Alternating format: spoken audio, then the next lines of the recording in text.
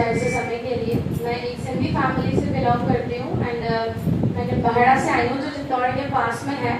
जैसा कि बच्चों में लिखा है कि मैंने नहीं तुमने नहीं मैंने तुम्हें चुना है, तो सच में खुदा महान है, उसने मुझे चुना है। मुझे किसी ने भी यीशु के बारे में इतना कुछ नहीं बताया, बस खुदा ने मुझे चुना और मैं खुदा के पास आ गई। इसके पीछे भी एक गवाही है, लेकिन जैसा कि ब्रदर ने बोला शॉर्ट में देना है, तो अभी जो मेन गवाही है मैं वो दे रही हूँ मेरे हस्बैंड की।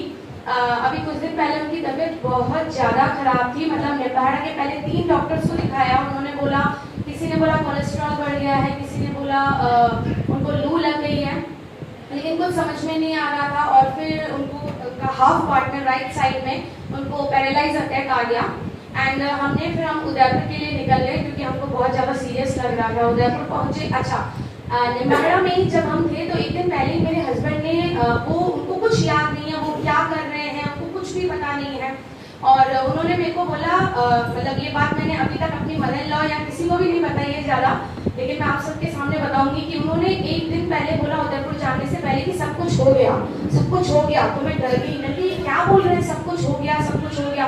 मैंने कहा आप है ना प्रे करो, वचन बोलो, तो बोलते नहीं अब कुछ नहीं हो पाएगा, सब कुछ हो गया। तो मैं बहुत डर गई।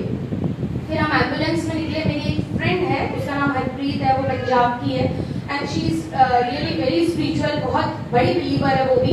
तो उसने बोला एम्बुलेंस में उसका फोटो दिखाओ मुझे, और वो मतलब एम्बुलेंस में भी उसकी हालत इतनी बुरी थी कि वो बिल्कुल मतलब चिल्ला रहा था, लिटरली अंदर से उसको बहुत तकलीफ हो रही थी। मैंने अपनी फ्रेंड को उसका फोटो भेजा, उसने भी मुझे वो बात नहीं बताई। बाद में एक बात बताई जो मैं आपको बाद में बताऊंगी। तो जब हम उदयपुर पहुंचे तो डॉक्टर मेरे पर बहुत चिल्लाने लग गया। उसको क्या डीवीटी प्रॉब्लम है, मेरे हस्बैंड को डीवीटी प्रॉब्लम है। डीवीटी प्रॉब्लम का मतलब होता है कि जो ब्लड होता है वो थिक हो जाता है, उसके क्लॉट जम जाते हैं। तो उन्होंने क्या किया था कि दवाई को स्किप कर दिया था, वो दवाई स्किप नहीं करनी थी। ठीक है, मुझे खुदा इंटरनली बोल रहे थे कुछ दिन से कि इससे पूछो क्या वो दवाई ले रहा है, बट मैंने भी इग्नोर कर दिया। मैं नहीं समझ पाई उस बात को, उसके लिए मैंने माफी मांगी खुदा से।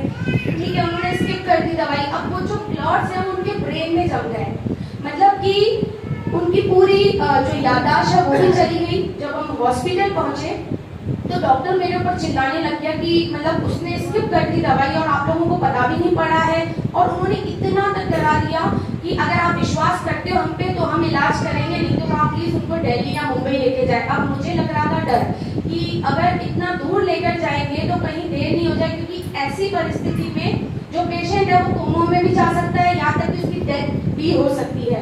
Then I got really scared, मैं बहुत डर गई। मैंने कहा खुदा मुझे कुछ समझ में नहीं आ रहा, तू मुझे रास्ता दिखा। मैंने अपनी फ्रेंड से पूछा, उसने बोला यहीं पे ट्रीटमेंट स्टार्ट कराओ। मैंने ट्रीटमेंट स्टार्ट कराया। वचन संहिता 91 मैं कंटिन्यूअसली पढ़े जा रही थी, क्योंकि इस वचन में लिखा हुआ है तेरे निकट 1000 होते जाएंगे और 10,000 गिरेंगे परंतु तेरे पास न आएगा। मैं खुदा को बोले थी, खुदा मेरे समर्पण को याद कर, मेरे परिवार में कोई विश्वास नहीं करता है, मुझे लज्जित मत होने देना परमेश्वर, मेरी प्रार्थना को सुन। यहाँ तक कि आईसीयू में भी जाकर मैं वचन संहिता 91 पढ़ती रहती थी, और हालांकि डॉक्टर बोलता था कि अब तुम जाओ यहाँ से, लेकिन मैं कहती थी कि रुको थोड़ी देर रुको, एंड जस्ट आई प्रे करती रहती थी मैं। यहाँ तक कि 3 दिन के अंदर मेरे हस्बैंड आईसीयू के बारे में ही इज कंप्लीटली हील्ड, पूरी तरीके से ठीक हो गए।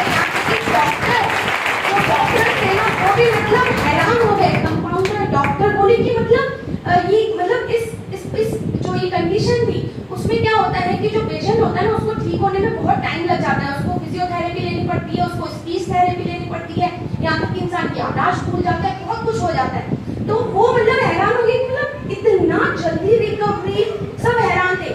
तो मैंने वहाँ पे एक कोई डॉक्टर थे, वो क्रिश्चियन थे, तो मैंने उनको भी बोल दिया, मैंने कहा देखो ये जीसस ने ठीक किया है इनको, तो आपको भी एक अपॉर्चुनिटी है, आप हॉस्पिटल में रहते हैं, मैं आप सबको बोलूंगी, मैं अपने आप को भी बोलूंगी कि हमको एक खुदा सच में मतलब जिंदा खुदा है वो। मैं जीसस में आने से पहले अब मैं बोलना नहीं चाहती वो नाम, जो आइडल वर्शिप होती बहुत ज्यादा करती थी, हद से ज्यादा। 4 बजे उठ के वो दूध चढ़ाना एंड एवरीथिंग आई डिड, सब कुछ मैंने किया, बट एवरीथिंग वाज वेस्ट, सब कुछ वेस्ट था। सच में जिंदा खुदा हमारा यीशु है। मेरी फ्रेंड ने बाद में मुझे बताया कि जब तुमने उसकी फोटो दिखाई थी मुझे, जब मैंने एम्बुलेंस में उसकी फोटो दिखाई थी, तो उसने बोला मैंने तुमको उस टाइम बताया नहीं क्योंकि तुम डर जाती थी। वो मर चुका था उसकी स्थिति, क्योंकि उसके साथ एक बहुत अच्छा ग्रेस है, उसको पता पड़ जाता है, क्योंकि आप सबके पास हमारे पास पवित्र आत्मा है जो हमको अगुवाई करता है। उसको बोला तुम्हारा जो हस्बैंड था डेड था, उसकी कोई उम्मीद नहीं थी, ये खुदा ने उसको नया जीवन दिया, उसको समर्पित करो।